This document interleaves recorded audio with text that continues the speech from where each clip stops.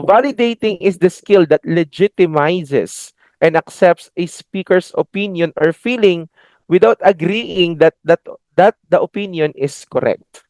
Ayan, marami ngayon, uso ngayon, no, lalo sa mga Gen Z and Alpha, yung, you're invalidating my feelings. Yan, lagi nila sinasabi. Pagod ako ngayon, you need to validate me. You need to feel me. You need to understand what I'm feeling right now. Yung mga, yan, medyo, ang tawag sa kanila ay overprivileged generation, right? Na kapag ayaw nilang mag-work, hindi sila papasok. Kapag nagalit sila sa boss nila, hindi sila magsasabit ng report. At kapag nayamot sila o nabisit sa trabaho, automatically they're gonna resign agad-agad.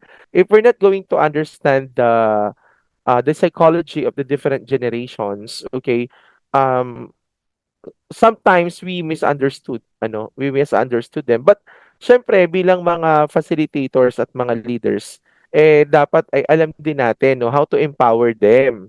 So validating is the skill that legitimizes. Nililegitimate mo, ina-accept mo, pero hindi dahil sa sinasabi mo na tama siya. Okay? So just as you don't have to agree with an opinion, to paraphrase it, you do not have to agree that a feeling is justified in order to accept and validate it. The basic message of validating is this. Yes, clearly that's one way to look at it. Others may see it differently. Even so, your point of view is entirely legitimate. So sa validating, uh, tinuturuan natin yung mga tao na pinaparamdam natin sa kanila, okay, bina-validate natin that they are heard, that we accept, okay, we honor their feelings, we honor their opinions, pero it doesn't mean na nag-a-agree tayo ha sa kanila. Hindi porket binalidate natin, tama sila. Okay? So, kumbaga, it is in the affective domain, ano, yung ating tina-target po dito. So, first one, paraphrase or draw out a person's opinion or feeling. 'Di ba? So, kumbaga, pag may sinabi siya, uulitin mo, pina-paraphrase mo, or tinatanong mo pa siya, dino-draw out mo. Then you ask yourself, does this person need extra support? Or has he or she just said something that takes a risk? And then, pag na-identify mo na or na-evaluate mo na, offer the support. Ayan, example natin. I see what you're saying. Yan. I know just how that feels. I get why this matters to you. I can see how you got there and now I see where you're coming from. Yan, 'di ba? Pag sinabi mo, "Oh, okay, now I see where you're coming from." O 'di ba pag sinabi mo 'yun sa tao, sabi niya, "Ay, buti na lang naintindihan ako ni sir." O buti na lang naintindihan ako ni ma'am. Now, let's move on to the ninth one, which is empathizing. Alright, empathizing. Empathizing. So, ano ba yung empathizing? Sa palagay niyo po, anong difference ng empathy sa sympathy? Sympathy is when you're feeling pity for someone else, misfortune, without truly understanding the situation. Okay? So, naawa ka lang, nakaramdam ka ng awa, nakaramdam ka ng concern sa kanya, pero hindi mo naiintindihan yung nangyayari talaga. And at the same time, wala kang gano'n na similar experience. While, ito siya, empathy is the ability to identify and understand another person's situations and feelings. You share the feelings of another. Also, you may have similar experience in the past. So pag sinabi natin na empathy, you put yourself in another person's shoes as if you're the one who experiences it. So empathizing and validating both serve, okay, to identify and legitimize feelings. Empathizing goes one step further because the listener attempts to identify with and share the actual feeling. So tingnan natin ha. Ito yung empathy. I know exactly how you feel. Okay? So ito yung empathy. Yung empathy, sinasabi mo na, ganun din yung pinagdaanan ko actually. Yan, di ba? Talaga grabe yung empathy. Yun namang sympathy, oh, I'm so sorry for what happened. Nalulungkot ako para sa iyo. Oh. So empathizing goes one step further. You identify with and share the actual feeling. And at the same time, you provide everyone, it provides everyone with a fuller, compassionate understanding of a person's subjective reality. Ha? Sabi mo, if it were me, I'd be worried. Okay? That must be really hard. I'd be feeling very, very sad. So yung empathizing, empathizing benefits the entire group, providing everyone with a fuller, compassionate understanding of a person's subjective reality. So yung empathizing ay pwede nating magawa sa pamamagitan ng iba't ibang techniques. The most basic technique is to name what you think a person is experiencing, 'di ba? So, for example, I imagine this news might be quite upsetting to you. Okay? So, ninename mo, pinapangalanan mo yung nararanasan niya. Example niya, yan, yung balita daw. Another technique is to mention the factors that led up to the person's experience. After all, so kaya, may mention mo yung mga factors ha, na nagtulak doon sa experience ng tao. Okay, sabi mo, after all the effort you made to keep this project alive, I imagine this news might be quite upsetting. O, anong difference nila? Yung isa, pinangalanan lang niya yung nagpapa-upset. Yun yung news. O, the news. Pero yung isa, minention mo yung factor na pinagdaanan ng tao. Para alam ko na pinaghirapan nyo ito. Alam ko na talagang pinagpuyatan nyo ito. Alam ko na talagang mahal nyo itong department na ito. Punta na tayo sa 10th facilitation skill na kailangan nating matutunan or ma-master, which is paraphrasing. Okay, so ano ba itong paraphrasing na ito? Okay, so yung paraphrasing is it is fundamental to active listening. It is the most straightforward way to demonstrate to a speaker that his or her thoughts were heard and understood. The power of paraphrasing is that it is non-judgmental and hence validating. So, for example, in your own words, say, okay, so how do we paraphrase? Paano tayo nagpa-paraphrase? Okay, so in your own words, say what you think the speaker said. Okay, so pag sinabi niya na, um, kasi ganito po kasi nangyari, naka-schedule na po kasi ako para sa date mamaya. Hindi ko po naman alam na may mandatory overtime. So in your own words, say what you think the speaker said. Uulitin mo. Ganun ba? Meron ka bang schedule mamaya kasi hindi mo alam na magkakaroon ng mandatory overtime? So para kukuhanin mo muna yung sinabi niya in order for you to clarify whether it is his statement. Okay, so preface your paraphrasing with a comment like this. Okay, so una, in your own words, say what you think the speaker said.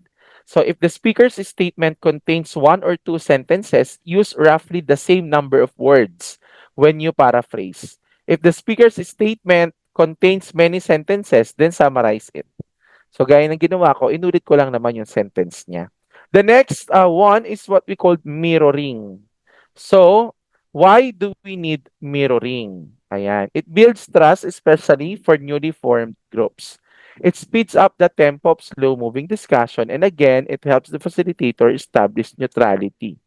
If the speaker has said a single sentence, repeat it back verbatim. Okay? So, re-repeat mo talaga exact words. Okay?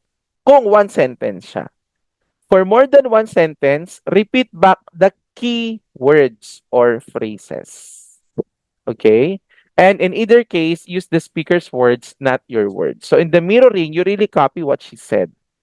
Okay? Hindi mo pa-paraphrase, hindi mo babaguhin yung mga sinabi niya. You're just gonna tell it back to him or her. The next basic facilitation skill is intentional silence. Okay? Intentional silence is highly underrated. It consists of a pause, usually lasting no more than a few seconds. And it is done to give a speaker that brief extra quiet time to discover what she or he wants to say. Okay. So, silence. Tumahimik ka lang. So, paano natin ginagawa yan? Okay. So why? Bakit kailangan ng intentional silence? So first, it helps to organize a complex thought and turn it into a coherent statement. Second, it gives others a bit of time to consider whether to take a risk and make a controversial statement. Okay, next, it helps others digest what has already been said, 'di ba? So, paano ba 'yan? And it allows the group to pause, reflect, and make sense of the experience. Okay? So, kailangan ng katahimikan. Others need a bit of time to consider whether to take a risk and make a controversial statement.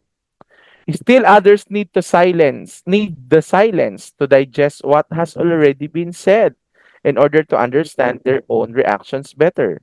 Okay, so kung ikaw ang facilitator, how are you going to do that in a very professional way? First, is stay focused on the speaker with eye contact and body language. Number two, say nothing. Just stay relaxed and pay attention. Do not even nod or shake your head. Eh, kailan po ba nangyayari dapat yung intentional silence? 10 seconds of silence can seem a lot longer than it really is. So sometimes everyone in the group is confused or agitated or having trouble focusing. At such time, silence may be very helpful.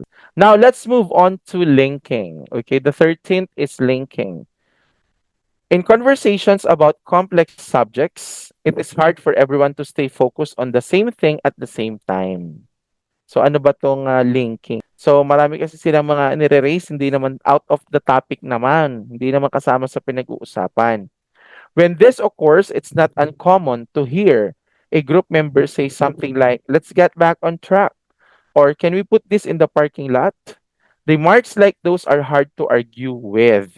Unless a facilitator intervenes, the speaker is likely to simply stop talking. So, itong linking, okay, why do we need to have it? Ideas that seem unrelated to the main topic can actually be connected with it, often in unexpected ways. And linking invites a speaker to explain the relevance of a statement he or she just made. So, sa linking, hindi man related to the main topic can actually be connected with it, often in unexpected ways. Okay? The thought that comes from left field is often the one that triggers the breakthrough. So we use linking. So ang linking po ay magagawa natin through the different steps below. So these are the steps and examples. Number one, we need to paraphrase the statement. Okay? So kaya yung mga ibang skills, sa totoo lang, patong-patong na yan. Okay? Hanggang ma-master mo lahat. Second, ask the speaker to link the idea with the main topic. How does your idea link up with yan? Can you help us make the connection? Okay. So that's the second one. Okay. And number three, paraphrase and validate the speaker's explanation. So you're saying that, oh yan, so di ba? So again, paraphrase. And the next one is what we call gathering ideas. Okay, gathering ideas. So gathering is the listening skill that helps participants build a list of ideas at a fast-moving pace. Okay, so ano ginagawa ba dyan? Gathering combines mirroring and paraphrasing with physical gestures that help people stay engaged. Pag sinabi natin na uh, gathering, it taking a few steps to and from or making hand or arm motions are physical gestures that serve as energy boosters. So such gestures help people stay engaged. So kapag tayo nag-gather, okay, gathering ideas, be sure to mirror more frequently than you paraphrase. Okay? Why? So that the idea would come directly from the person to confirm or clarify that you get the statement right. So paano ba ginagawa itong effective gathering? Okay. So effective gathering starts with a concise description of the task. So kailangan muna na makita natin yung concise description. For the next 10 minutes, please evaluate this proposal by calling out pros and cons. First, I'll ask for someone to call out a pro reaction. Then I'll ask for a con, and so on. We'll build both lists at the same time. Okay? So, first, I'll ask for someone to call out, so ginawa natin dito, to call out a pro reaction. Then I'll ask for a con, and so on. And we will build both lists at the same time. Ayan. Now have the group begin. As members call out their items, mirror or paraphrase whatever is said. And honor all points of view. If someone says something that sounds off the wall, just mirror it and keep moving. So itong gathering ideas po natin, listening skill ito, okay, na pinag-combine ang mirroring and paraphrasing para maging reflective listening with physical gestures. Anong kaibahan? Gagawin mo yung mirroring, gagawin mo yung paraphrasing, pero ito may action. Okay? Yung gathering ideas. So, nagmi-mirror ka, inuulit mo yung sinabi para sabihin niya, ah, yes po, opo. O kaya pinaparaphrase mo para mas madali niyang maintindihan, okay, na concern ka doon sa kanyang ah, reason. Okay. So, 15 is stacking. All right? Stacking is the next basic facilitation skill. And stacking is a procedure for helping people take turns when several people want to speak at once. Ayan. Naalala ko yung klase ko sa oral communication when I was still handling oral communication. Yan. Pero kasi tayong mga tinatawag na ano eh, iba't ibang ways sa sa oral communication, kung paano ka magsasalita. Meron kasing iba, pag nagsalita sila, sila na isang oras walang tigil. May mga bangka. Meron naman na kailangan as a facilitator, paano mo siya ikakat? Yun yung ano yung tanong na hindi siya mafe-feel bad, kailangan mong ikat dahil meron pa madaming mga magsasalita. So stacking lets everyone know that they are, in fact, going to have their turn to speak. So instead of competing for airtime, people are free to listen without distraction. Mahirap to gawin kasi kumbaga i-interrupt mo yung tao eh. Kailan you need to cut him or her. Okay? Kasi may bilang lang yung oras ng ano, ng sharing. So basically, stacking is your ability to organize who will be speaking at a certain point of time. Tapos, yung iba, pagpapahingahin muna, tapos tatanong ulit maya-maya. So, yan po yan. So, tingnan natin. The first steps is the facilitator asks those who want to speak to raise their hands. Okay? Step 2, he or she creates a speaking order by assigning a number to each person. Hmm. Step 3, she calls on people when their turn to speak arrives. And step 4, after the last person has spoken, the facilitator asks if anyone else wants to speak. If so, the facilitator starts another stack. Okay. So dito sa stacking, parang ini-organize mo ano yung pagkakasunod-sunod or sino yung sunod-sunod na magsasalita na mabibigyan silang lahat ng equal chance. Okay. So pag sinabi natin na tracking, kinikip track mo yung lines of thought that are going on simultaneously. Okay? So tracking makes it visible that several threads of the topic are being discussed. In so doing, it affirms that each thread is equally valid. Okay. Tracking makes it visible that several threads of the topic are being discussed. In so doing, it affirms that each thread is equally valid. Tracking has four steps. Tracking is a four-step process. So pag sinabi po natin na tracking, ito po yung mga dapat gawin. Number one, the facilitator indicates that she or he is going to step back and summarize the discussion so far. Number two, she names the different conversations that have been in play. Okay, sa kung madami din yung mga topic, sabi mo, okay, sa isa lang guys muna, pag-usapan muna natin itong bagay na ito bago ang iba. Alright? Next, she checks for accuracy with the group. And fourth, she now invites the group to resume discussion. Okay, she now invites the group to resume discussion. So, assigning a person to speak is a better way, okay, of tracking or how depende sa uri ng mga tao na handle mo ha. Tingnan natin ha, summarizing. Ang summarizing kasi closing to eh. Ikaw yung nagko-conclude doon sa lahat ng mga napag-usapan, napagmitingan, at mga ginawa. So bakit kailangan to? It helps participants consolidate their thinking. and it helps people to feel ready to move on to a new topic. Yan. Okay? So, in summarizing, good facilitators know the value of encouraging participants to engage in thoughtful discussion. But the most interesting conversations can also be the hardest ones to close. If the facilitator does an effective job of summarizing, people will feel ready to move on to a new topic. However, if the facilitator does a poor job of it, some of the participants will push back and attempt to keep the discussion ongoing. This places the facilitator in an awkward position, which probably could have been avoided with better technique. Step one, restate the question that began the discussion. Step two, indicate the number of key themes you heard. Step three, name the first theme and mention one or two key points related to that theme. We've been discussing the success of your program, sabi sa step one. I think people raised the three themes. And the first theme was about your strategy. You explored its effectiveness and suggested some. So, number four, repeat this sequence for each theme. Okay, repeat the sequence for each theme. Another theme was the validity of your main goal. You questioned whether it was feasible and realistic. Finally, you examined some personal issues and you created a new staff rule.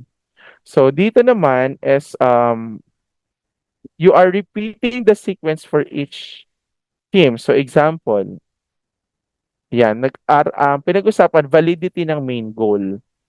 Tapos tinitingnan mo kung flexible ba siya or realistic. However, if the facilitator does a poor job of it, some of the participants will push back and attempt to keep the discussion going. This places the facilitator in an awkward position. So pag ang facilitator hindi marunong, hahaba ang topic kasi hindi siya nagka-cut, okay, ng mga nagdi-describe, nagdi-discuss, nag-e-explain. Okay? And with that, gusto nating pasalamatan ulit ang lahat ng ating mga kasama for today.